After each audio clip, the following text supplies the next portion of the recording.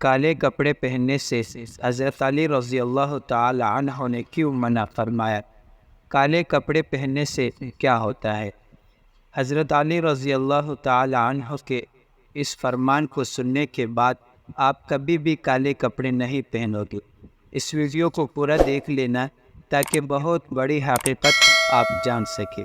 حضرت علی رضی اللہ تعالی عنہ ایک راستے پر جا رہے تھے۔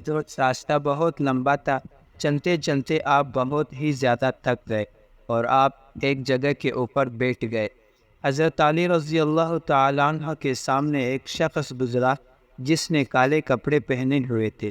حضرت علی رضی اللہ تعالی عنہ نے اس شخص کو اپنے پاس بلایا۔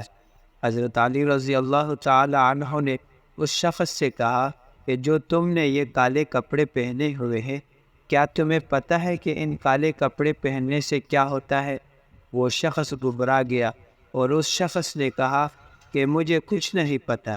حضرت علی رضی اللہ عنہ نے کہا کہ آج کے بعد کالے کپڑے کبھی مت پہننا، کیونکہ کالے کپڑے فرعون کا لباس ہے، اور اس بات کو آگے پھیلانا تاکہ لوگ اس حقیقت کو جان سکیں۔